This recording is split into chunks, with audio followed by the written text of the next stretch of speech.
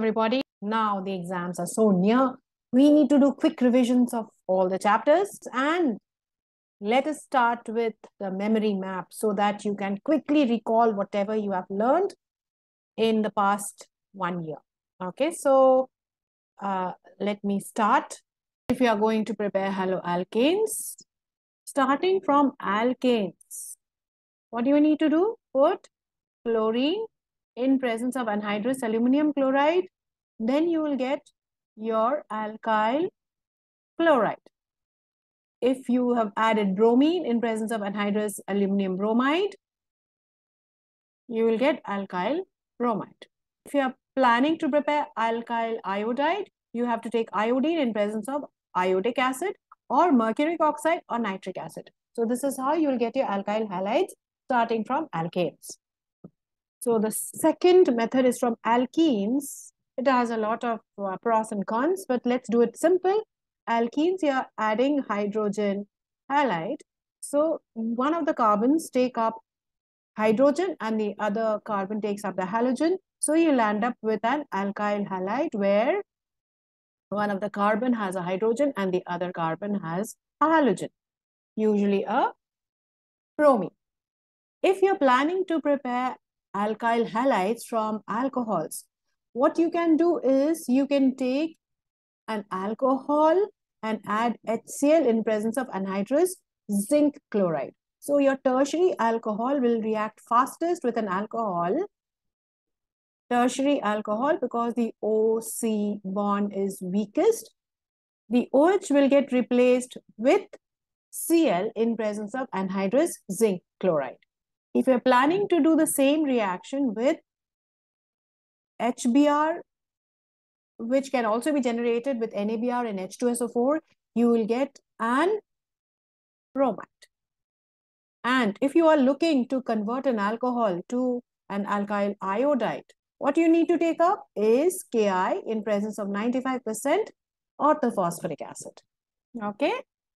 Next, presence of bromine or red phosphorus in presence of iodine as per the question given in your textbook or the question paper where you got to answer the question specifically.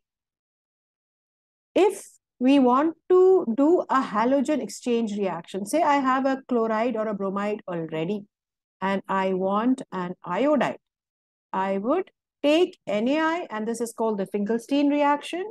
You have to take dry acetone. You have to take dry acetone. Okay, this is how it works.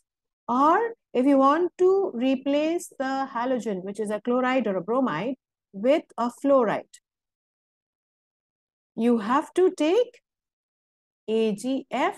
There are a lot of options available. You can take cobalt fluoride, you can take antimony pentafluoride. So this is how you prepare your alkyl halides starting from alkanes. You can pause the video, note it down, and then we can go to the next slide. We'll go over to the properties of alkyl halides. So first property of alkyl halide to discuss, if you take your alkyl halides and you want to get an alcohol, you have to specifically take aqueous KOH. Aqueous KOH, the OH being a good nucleophile, will replace the weak nucleophile halogen with DOH. Next, if you want to prepare an amine, a primary amine starting from the alkyl halide, what you choose is alcoholic ammonia and heat it. Once again, ammonia being the stronger nucleophile replaces the halogen with NH2 and you get a primary amine. So we are in nucleophilic substitution reactions where the reagents that I have chosen are good nucleophiles. Next, if you want to replace the halide with a cyanide, we have to take potassium cyanide where CN is a good nucleophile, so it will replace the halogen and you'll get cyanide. In case you do not want a cyanide but you want an isocyanide, you've got to replace potassium cyanide with silver cyanide, where because of ambident characteristics of the group CN, the nitrogen will attach to the R group of the alkyl halide to give you alkyl isocyanide. So it is just that the ionic nature and covalent nature can affect the nature of the substitution reaction. In case of a cyanide, it's an ionic compound, so you get an alkyne cyanide. But in case of a silver cyanide, that's a covalent compound, so you get alkyl isocyanide. From the alkyl halide, now you want ether. So you have to replace it with a good nucleophile, which is sodium alkoxide. RONA is sodium alkoxide. So once again, OR being a good nucleophile replaces the weak nucleophile halogen, and you get ether. Connected, ester, but a little different. Can you see the difference between ether and ester? Yes. So you've got to take silver acetate. Once again, silver acetate substitutes the halide with the ester group, and you get an ester. All right. Once again, the covalent and ionic nature of the compound influences the nature of the product formed. Next, if we want an alkene, see, I've written the general formula of an alkene. So if you want an alkene starting from an alkyl halide, you've got to use alcoholic KOH, where there is a beta elimination happening. Say you have an alkyl halide. So the alkyl halide does a beta, the alcoholic KOH does the beta elimination reaction, and you land up with a double bonded species. Next, going on to Wurtz reaction, where you don't want an alkene, you want an alkane. Then what do? You take 2 moles of alkyl halide, 2 moles of it, add sodium. Sodium is a metal. It has a good, strong affinity for a non-metal like halogen. Sodium halide is the side product of the reaction, and you get the R bonded to the R, which is an alkane. So this is how you get alkanes from alkyl halides. The solvent has to be dry. Dry ether conditions is taken so as to not have moisture in the reaction to destroy the reactivity of the reaction. Last but not the least, I have taken a few chosen important reactions which are expected in the boards, and a quick revision. Keep this mind map, stop it, put it in your head, and it will be a good recap for your board exams. The last reaction which I have taken up is the reaction of alkyl halide with, say, magnesium. So magnesium is such a metal that it, you can say it bifurcates R and X. So you have the R and the X separated from each other, and the magnesium sitting in between the R and X like a kebab mein haddi, and you get your Grignard reagent. We will speak about the preparation of haloarenes. So what do you start with? You start with a benzene ring. So you start with benzene. Arene is benzene. So you start with benzene, and if you want bromobenzene as the product, what will you add? Bromine in presence of Fe. And if you want chlorobenzene, instead of bromobenzene, if you want chlorobenzene, the condition is the same. You would want to put chlorine in presence of iron and get your chlorobenzene as the product of the reaction. So this is how you prepare chlorobenzene or bromobenzene from benzene. Now, if you want chlorobenzene, bromobenzene, or iodobenzene prepared from an amine, you have to follow Sand-Meyer's reaction. Sand-Meyer's reaction. And what is Sand-Meyer's reaction? You have to choose aniline. In aniline, what do you add? NaNO2 in presence of HCl, and between 0 to 5 degrees Celsius, you've got to carry out this reaction, the 0 to 5 degrees Celsius. All right, so if you use this condition of NaNO2, HCl, and you're using a temperature of 0 to 5 degrees Celsius, you get an intermediate which is benzene diazonium chloride. In this case, it will be a chloride because I've taken the acid as HCl. So it can be a benzene diazonium halide in any case. So now we go to the next step if we want chlorobenzene. you would have to add Cu2Cl2. You add Cu2Cl2, the product of the reaction would be a chlorobenzene. Okay, so if you substitute this instead of chlorobenzene with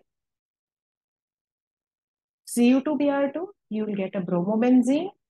And if you substitute this with potassium iodide, you will get iodobenzene instead of bromobenzene. So this is how Sand-Meier's reaction works, and Sand-Meier's reaction is restricted to chlorobenzene or bromobenzene. Going on to the preparation of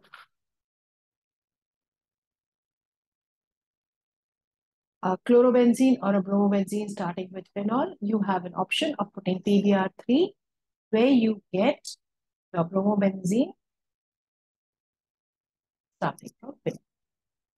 So there are a lot of other options and variations possible. So these are the methods of preparation available. There are lots of other methods also, but we will stick to few methods only in this exam preparation. Now we move on to the chemical properties of halogen. So if you take any halogen, any halogen, let it be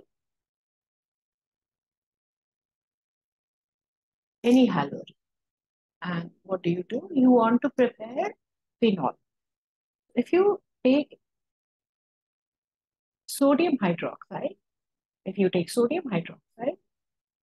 in presence of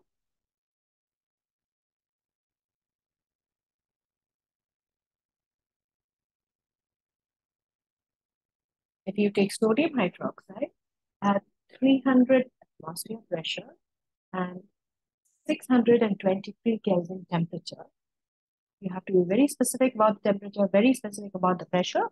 So you will get sodium phenoxide, which you have to acidify and get phenol if you acidify it. The sodium phenoxide will be converted to phenol. Next, if you want a cyanobenzene, you can take sodium cyanide or copper cyanide under heat and pressure. It will give a cyanobenzene from a halorine. If you want an amine, an aromatic amine, you have to take ammonia, copper oxide. Heat or pressure will convert the halorine to aniline. If you want an electrophilic substitution reaction, so this was direct substitution of the halogen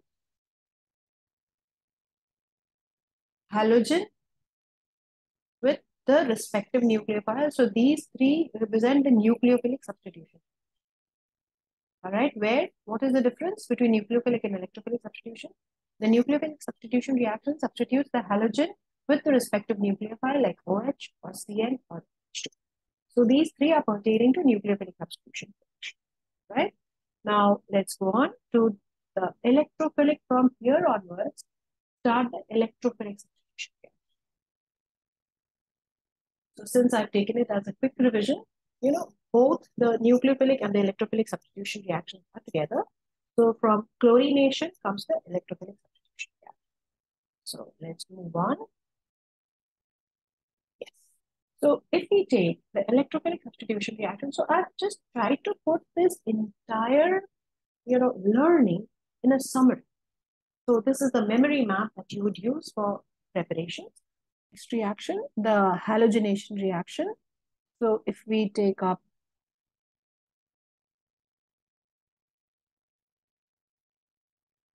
chlorine reacting with chlorobenzene, chlorine being an ortho-para director, you get a mixture of ortho-para director, I told you. So the ortho position is electron rich, so you will get ortho dichlorobenzene and a mixture of para dichlorobenzene also, giving you the side product as HCl. So you get this mixture of ortho and para dichlorobenzene. Going on to the next one. Once again, when the halorine, I'm taking this as chlorobenzene, but You can take any halogen for that matter of fact and carry on the reaction. You treat it next with a nitrating mixture. Nitrating mixture is a mixture of nitric acid and sulfuric acid concentrated. So when you take a nitrating mixture, the electrophile generated is a nitronium ion. All right, the electrophile generated is a nitronium ion in the presence of sulfuric acid. So once again, we get the product as a mixture of orthonitrochlorobenzene and para-nitrochlorobenzene. Okay, so we've done with this nitrating mixture and ortho and para-chlorobenzene as the main products of the reaction. Yes, if you are looking for balancing this reaction, you definitely have to write a 2 here, and you have to understand that the side product is water. All right, H and OH going out as water.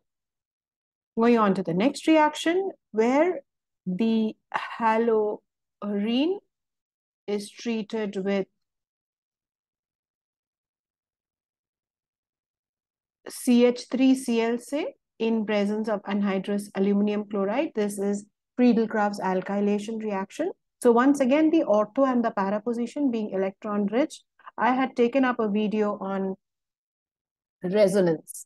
So this is about positive resonance, where, you know, due to the same phenomena of positive resonance, ortho and para position gets electron rich. In case you have missed it, you can watch it, and you will understand that due to resonance, negative charge is created at the ortho and the para position, and that is the reason the electrophile is pulled towards the ortho position and also the para position to give you a mixture of ortho and para ortho and para alkyl methyl benzene. Okay, alkyl, you can call it alkyl benzene or para chloromethyl benzene or orthochloromethyl benzene. Yes, and the side product, if you're trying to guess, yes, it is HCl. That's perfect. So we are done with this. Let's go on to the next one. The last reaction was a Friedel-Crafts alkylation reaction. Going on to the next one. Once again, we take chlorobenzene and react it with ethanoyl chloride. Ethanoyl chloride, that is acetyl chloride, CH3COCl.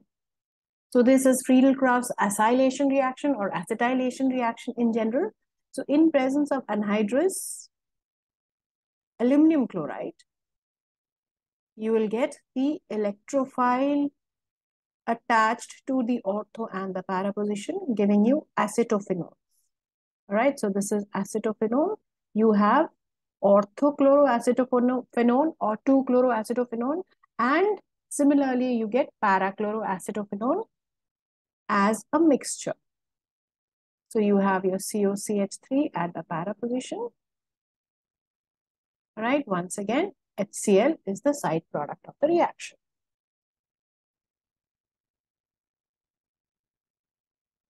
So we are done with Friedel-Crafts acetylation reaction. Next one, when you take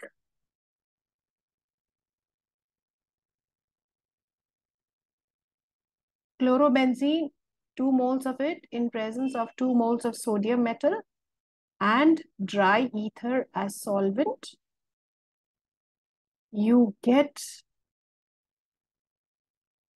dibenzene. You get dibenzene. Biphenyl. At this point, the 2 benzene rings would get attached, giving you the side product as NaCl. And of course, I'm not dealing with this reaction as electrophilic substitution reaction. My electrophilic substitution reaction gets over here. This is electrophilic substitution reaction. All right. So from here comes the Fittage. Yes, you've correctly guessed. This is the Fittage reaction, giving you dibenzene or diphenyl as the product of the reaction. Going on to the next reaction, let me take chlorobenzene and react it with CH3Cl in presence of 2 moles of sodium ethyl in dry ether conditions. Dry ether conditions. Then this and this group would get connected to each other, giving you toluene as the main product of the reaction with 2 moles of NaCl as the side product of the reaction. So yes, I'm speaking about this reaction to give you alkyl benzene. And if you have correctly guessed, this is the Wurtz-Fittig reaction. It is the Wurtz-Fittig reaction. Going on to the last but not the least, we take 2 moles of chlorobenzene. We take 2 moles of chlorobenzene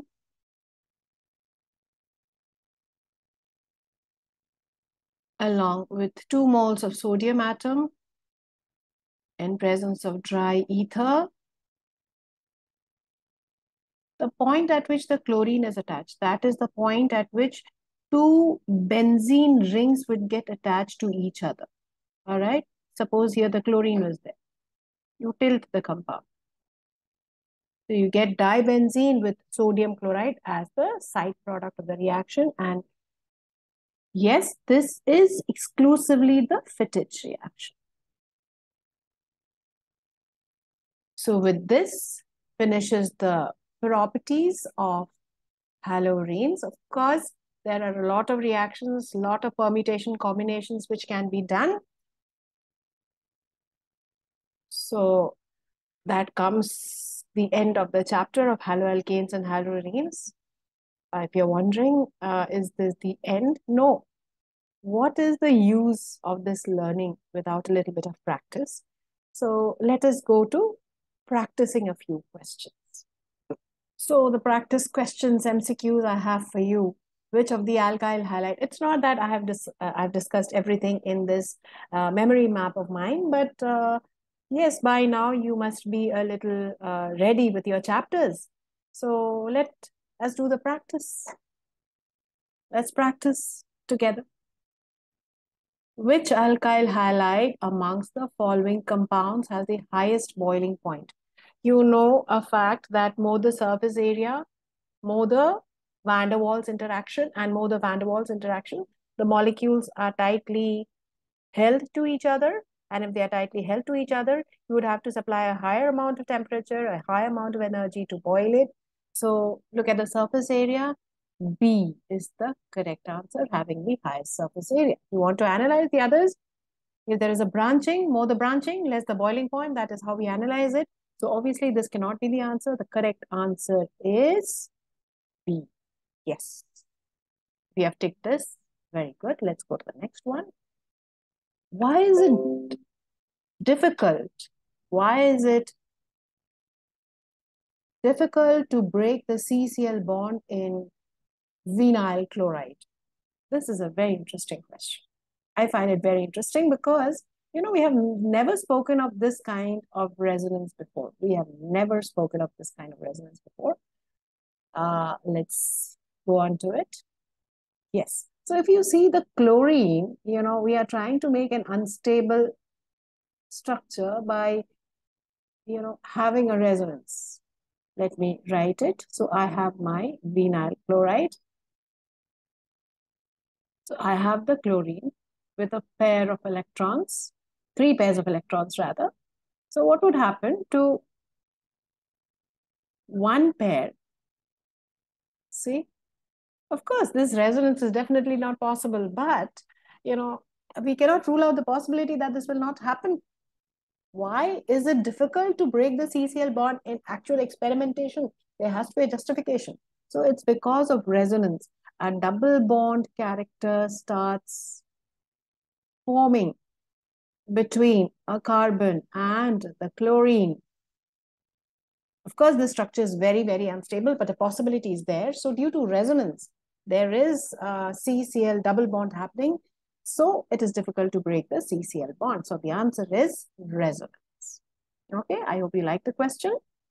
Let's go on to the third one. Which of the following, when heated with metallic sodium, will not give the corresponding alkane? Will not give the corresponding alkane. You can have a look. Look at the compounds, look at your options. Yes, this is a secondary. A is a secondary halide, B is a primary halide, C is a tertiary halide, and D is again a primary halide. So I would go with this option and tell you the reason what it is. So if sodium comes into picture, is this the answer? Yes. If you're impatient, yes, this is the answer. So what would happen with sodium? It would form sodium chloride.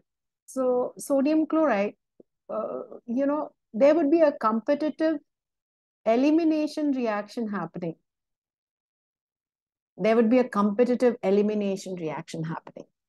Rather than the building block, building up with the carbon atoms, which happens in Booth's reaction, there would be a high possibility of elimination reaction. So yes, we would not expect metallic sodium to react with tertiary butyl chloride to give the respective alkane. We will get an alkene, not alkane. So the answer is C. Let's go on to the next one. The most reactive alkyl halide was the SN2 reaction. So I haven't spoken about the SN1, SN2 reaction, but yes, I would like to give you tips. Say, if I have to speak about SN1, which is substitution nucleophilic unimolecular, and it is fastest, this mechanism is fastest with a tertiary halide. And if I've spoken about SN2, the mechanism is fastest with a primary halide, because a primary halide does not give rise to a stable carbocation, whereas a tertiary gives rise to a stable carbocation. So the most reactive alkyl halides towards SN2 reaction is primary. Search out your primary. This is primary, of course. This is secondary. This is tertiary. Out of these two primaries, I have A and D, two primaries. The most reactive would be the primary without the alkyl group attached to it. So yes, the choice between A and D is narrowed down to A. Going on to the last MCQ, which one of the following hydrocarbons when treated with alkane will give only single monochlorinated compound? So this is a very common question. It's present in the NCERT also. So if you chlorinate A, you would get one chloro, possibility of one chloropentane is there. If you chlorinate the second carbon, you will get two chlorobutane. Same with B, same with C, you will get a lot of options. But anyway, you chlorinate the D option, you will get CH2Cl, be the first carbon, be this carbon, be this carbon, or be this carbon. It will always give you CH2Cl on monochlorination. Remember, mono, only one chlorine. So the answer is neopentane. Yes, if you have guessed it right, very good. So you've got 5 on 5. Yeah, the learning is definitely good. We'll take up assertion reason. So we have our ABCD options, which you know obviously what it means. So let's go to it. The nucleophilic substitution of vinyl chloride is difficult than ethyl chloride. The nucleophilic substitution of vinyl chloride is difficult than ethyl chloride. We have dealt with it in the MCQ. The vinyl group is an electron donating group. Can you see the relevance? That is why I've taken up that MCQ and this assertion reason. How can the vinyl group be electron donating? It should be the chlorine group which is electron donating. So the reason is wrong. So the answer is C. Yes. The answer for this is C. A vinyl group cannot be an electron donating group. So this vinyl makes it wrong. So the answer is C. And C means the reason is wrong. All right, the assertion is correct, but the reason is totally incorrect. Going on to the next one. Tertiary butyl bromide undergoes SN1 nucleophilic substitution readily than normal butyl chloride. That also we have discussed in the MCQ. So it proceeds via the formation of a stable carbocation.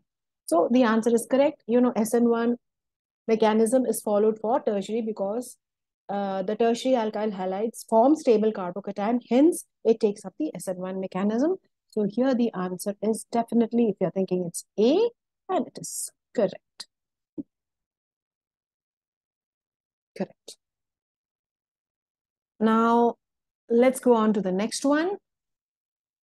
Ethanol gives iodoform test while methanol does not. You know that ethanol gives iodoform test, but methanol does not. Because what? Ethanol contains a methyl carbonate. It contains a methyl carbonate, CH3CO. So there is a methyl group attached to the carbon besides the carbon which contains the alcoholic group. So definitely, this is the criteria which is responsible for giving the iodoform reaction, and methanol does not have a carbon, an adjacent carbon, and hence does not give this reaction. So let's see what the reason is given. Ethanol is less reactive towards methanol towards nucleophilic addition reaction. Yes, it is a nucleophilic addition reaction. So ethanol is less reactive than methanol towards nucleophilic addition reaction. I would go with the option B, Bombay. Okay, and of course, so the answer is B. Answer is Bombay. Treatment of chloroethane with a saturated solution of silver cyanide gives ethyl isocyanide as a major product. We have just seen this in our quick recap. And cyanide is an ambident nucleophile, but CN is an ambident nucleophile. It's correct by itself. But the reason is not justifying the assertion, so we'd go with Bombay, B. So what should have been the justification? That about the covalent character of AgCN, and hence, the isocyanide getting formed. 2-bromobutane on reaction with sodium ethoxide in ethanol gives 1-butene as a major product. That is correct. 1-butene is more stable than 2-butene. Here, if you've seen in the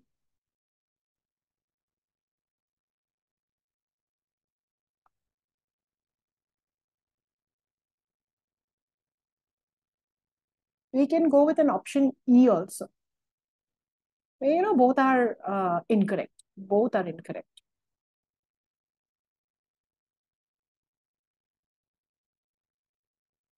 Let's go with this option and then see the next one. So here 2-bromobutane on reaction with sodium ethoxide in ethanol gives 1-butene as a major product. Major product is wrong. Major product should be 2-butene, obeying Sadzeff rule. So 1-butene as a major product is wrong.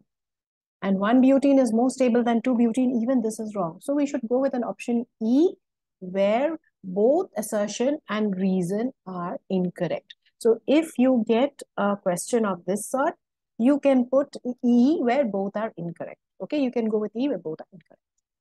Going on to the last one, alkyl halide can be prepared by treating alkyl chloride or bromide with sodium iodide and acetone. Correct. This is the Finkelstein reaction. And they write NaCl and NaBr are soluble in acetone. This is totally incorrect. That NaCl and NaBr are soluble in acetone is wrong. This is wrong. It is insoluble in acetone. All right, but NaI is not. It's just the opposite. NaI is soluble in acetone, whereas NaCl and NaBr are not soluble in acetone.